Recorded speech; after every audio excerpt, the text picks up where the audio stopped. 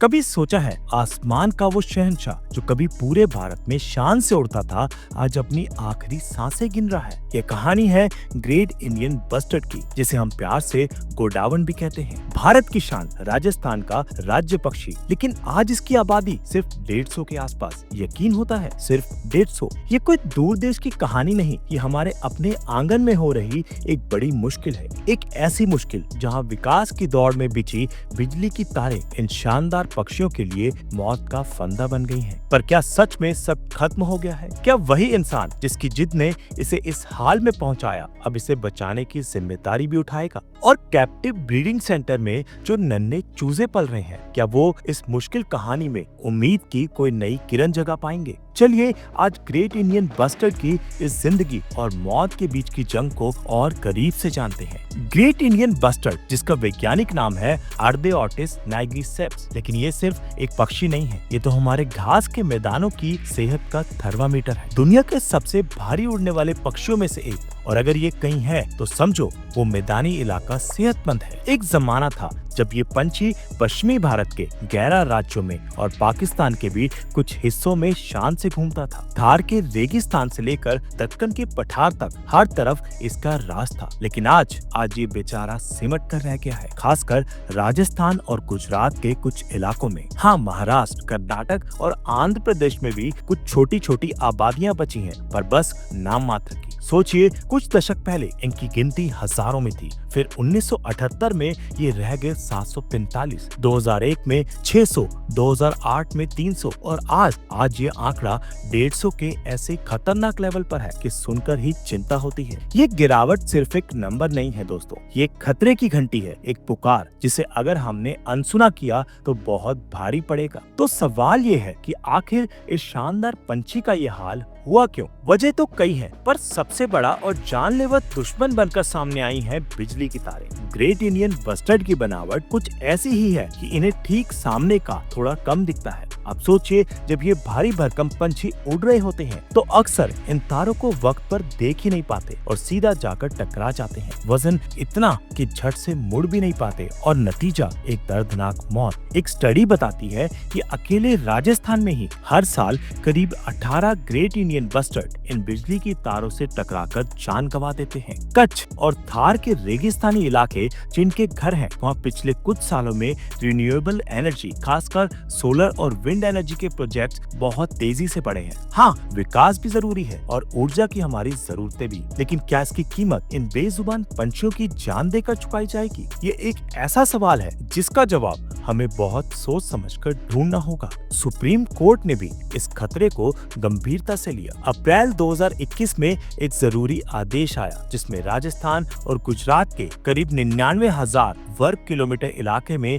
नई ओवरहेड बिजली लाइनें बिछाने पर रोक लगा दी गई और जो पहले से हैं उन्हें अंडरग्राउंड करने को कहा गया। लेकिन केंद्र सरकार का कहना था कि इतने बड़े इलाके में ये काम प्रैक्टिकली बहुत मुश्किल है। फिर मार्च 2024 में कोर्ट ने इस मसले पर और सोचने और बचाने के तरीके ढूंढने के लिए एक नई एक्सपर्ट कमेटी बनाई। कमेटी को 31 जुलाई 2024 तक अपनी रिपोर्ट देनी थी, जिसमें देखना था कि किन जरूरी इलाकों में ओवरहेड लाइनें ठीक रहेंगी या अंडरग्राउंड करना ही पड़ेगा और जीआईबी को लंबे समय तक कैसे बचाया जा सके। तो ये कानूनी और पॉलिसी लेवल की लड़ाई अभी चल रही है और इसका जो भी नतीजा होगा वो ग्रेट इंडियन बस्टर्ड के भविष्य के लिए बहुत अहम होगा। पर मुश्किलें सिर्फ बिजली की तारों तक ही सीमित नहीं है। इनके घर यानी घास के मैदान वो भी तो सिकुड़ रहे हैं, खत्म हो रहे हैं। ये भी एक बड़ी वजह है। खेती बाड़ी का बढ़ना, शहरों का फैलना, फैक्ट्रियां लगना और माइनिंग जैसी इंसानी हरकतें इनके घरों को छीन रही हैं। एक वक्त था जब ये खुले मैदानों में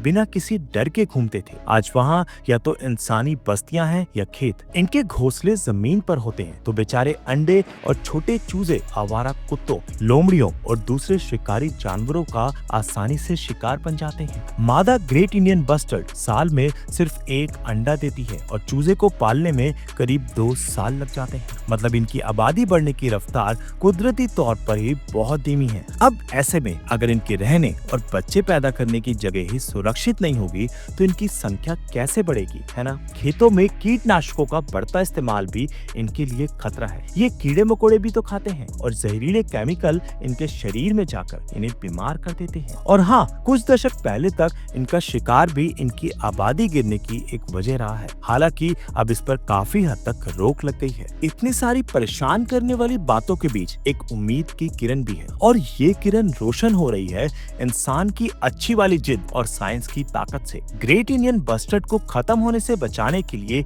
कई लेवल पर कोशिशें हो रही हैं, साइंटिफिक तरीके भी अपनाए जा रहे हैं और समाज और पॉलिसी के लेवल पर भी काम हो रहा है। इसमें सबसे खास है कैप्टिव ब्रीडिंग, यानी इनको निगरानी में रखकर इनकी आबादी बढ़ाने का प्रोग्राम। राजस्थान में जैसलमेर के डेजर्ट नेशनल पार्क के पास सुदासरी और साम में और रामदेवरा में भी खास संरक्षण प्रजनन केंद्र बनाए गए हैं। ये प्रोग्राम 2019 में भारतीय वन्य जीव संस्थान WII, राजस्थान फॉरेस्ट डिपार्टमेंट और पर्यावरण मंत्रालय ने मिलकर शुरू किया था। इन सेंटर्स पे क्या होता है, जंगल से लाए गए अंडों को मशीनों से सेते हैं और फिर चूजों को बड़े ध्यान से एक सुरक्षित माहौल में पाला जाता है। और सुनिए, एक बड़ी खुशखबरी भी है, इन्हें बचाने की कोशिशों में एक बहुत बड़ी कामयाबी मिली। जब अक्टूबर 2024 में और फिर 2025 की शुरुआत में इन सेंटर्स में आर्टिफिशियल इंसेमिनेशन यानी कृत्रिम गर्भाधारण से ग्रेट इंडियन बस्टर्ड के चूजों का जन्म हुआ। ये इस पंछी को बचाने की राह में एक बहुत बड़ी जीत है, क्योंकि इससे ये साबित होता है कि साइंटिफिक तरीकों से इनकी आबादी बढ़ाई जा सकती है। खबरों के मुताबिक अप्रैल 2025 तक तो अकेले सम प्रजनन केंद्र में ही 3 नए चूजे पैदा हुए, जिससे 2025 में कैप्टिव ब्रीडिंग से जन्मे चूजों की गिनती 6 हो गई। इन सेंटर्स में अब तक 45 से ज्यादा चूजे जन्म ले चुके हैं और इनमें से कई आर्टिफिशियल इंसेमिनेशन से ही हुए हैं। इन नन्हे चूजों के प्यारे प्यारे नाम भी रखे गए हैं, सिंदूर, व्योम, मिश्री और सोफिया। ये नाम दिखाते हैं कि इन्हें बचाने वाले लोग कितने दिल से ये काम कर रहे हैं। इस प्रोग्राम का मकसद है कि इन पंछियों की एक अच्छी खासी आबादी तैयार हो जाए और फिर इनकी तीसरी पीढ़ी को धीरे धीरे जंगल में छोड़ा जाए। लेकिन हाँ, इन पंछियों को जंगल की जिंदगी के लिए तैयार करना, जिसे रिवाइल्डिंग कहते हैं, वो अपने आप में एक बड़ी चुनौती है। इसके लिए खास ट्रेनिंग और प्लानिंग की जरूरत होगी।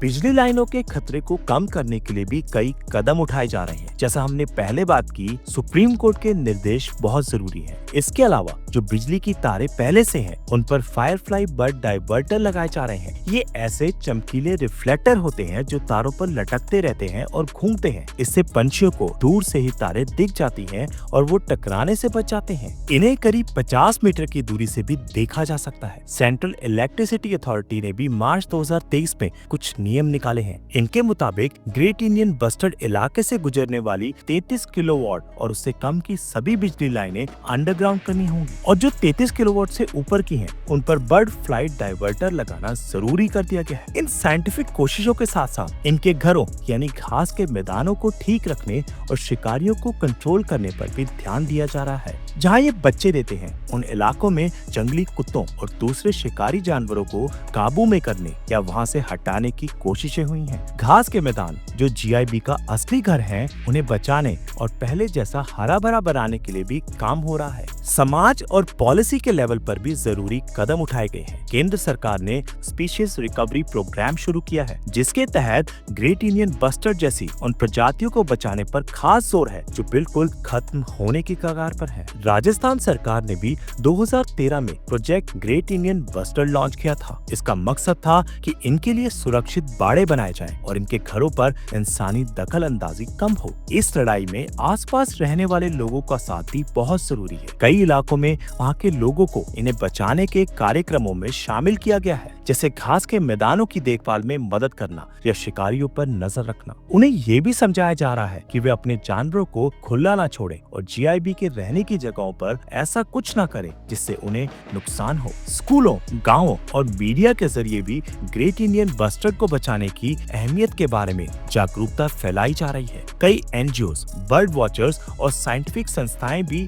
डेटा जमा करने, नजर रखने और पॉलिसी बनाने में सरकार की मदद कर रही हैं। ये है इंसान की जिद का वो अच्छा वाला पहलू जो इस पंछी को बचाने के लिए कमर कस चुका है। तो क्या ग्रेट इंडियन बस्टर्ड बच पाएगा? ये सवाल आज भी हमारे सामने है। मुश्किलें अभी भी बहुत बड़ी हैं। बिजली लाइनों का जाल अब भी मौत बनकर मंडरा रहा है। और सभी लाइनों को अंडरग्राउंड करना या उन पर डाइवर्टर लगाना ये महंगा भी है और इसमें वक्त भी बहुत लगेगा। इनके घरों पर बढ़ता दबाव भी लगातार चिंता की बात बनी हुई है। कैप्टिव ब्रीडिंग से उम्मीद तो जगी है, लेकिन जैसा एक्सपर्ट्स कहते हैं, captive breeding great Indian bustard के लिए एक इंश्योरेंस पॉलिसी जैसी है, पर ये उनके असली घर में उन्हें बचाने इन सीटू संरक्षण का मुकाबला नहीं कर सकती। दोनों को साथ लेकर चलना पड़ेगा। आगे का रास्ता बिल्कुल साफ है। हमें हर तरफ से कोशिश करनी होगी। बिजली कंपनियों, सरकार, इन्हें बचाने में जुटे लोगों और वहाँ रहने वाले समुदायों, सबको मिलकर काम करना होगा। हमें रिन्यूएबल एनर्जी के विकास और जंगली जानवरों की सुरक्षा के बीच एक बैलेंस बनाना होगा। शायद कुछ खास जीआईबी इलाकों को इंफ्रास्ट्रक्चर फ्री जोन,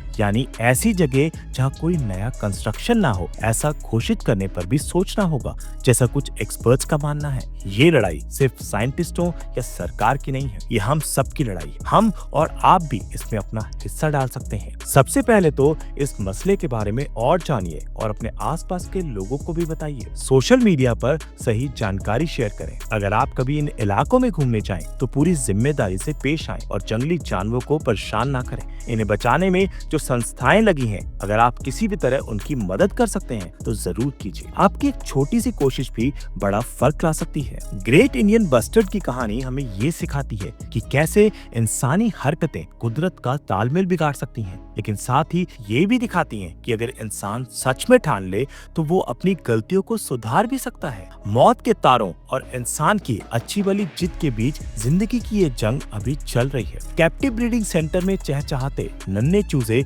उम्मीद के नए गीत सुना रहे हैं और जैसे जैसे लोग जागरूक हो रहे हैं, वो इस लड़ाई में नए साथी बनकर जुड़ रहे हैं। ये कहानी सिर्फ एक पंछी की नहीं, ये हमारे अपने भविष्य की भी है। अगर हम ग्रेट इंडियन बस्टर्ड जैसे शानदार जीव को नहीं बचा पाए तो हम अपनी धरती की बायोडायवर्सिटी का एक कीमती हिस्सा हमेशा के लिए खो देंगे। और ये नुकसान सिर्फ इमोशनल नहीं होगा, बल्कि हमारे पूरे इकोसिस्टम पर इसका बहुत बुरा असर पड़ेगा। तो चलिए आज ये पक्का इरादा करते हैं कि हम इस खूबसूरत पंछी को आसमान से गायब नहीं होने देंगे, इसकी उड़ान को थमने नहीं देंगे। ग्रेट इंडियन बस्टर्ड को बचाना सिर्फ एक पंछी को बचाना नहीं है, ये कुदरत के प्रति हमारी जिम्मेदारी को निभाना है। इस वीडियो को ज्यादा से ज्यादा शेयर कीजिए ताकि ग्रेट इंडियन बस्टर्ड की आवाज हर किसी तक पहुंच सके। अगर आपके पास कोई सुझाव या आइडिया है तो नीचे कमेंट्स में जरूर बताइएगा और ऐसे ही जरूरी मुद्दों पर जानकारी के लिए हमारे चैनल को सब्सक्राइब करना मत भूलिएगा। याद रखिए, हर एक जान कीमती है और हर एक कोशिश बहुत मायने रखती है।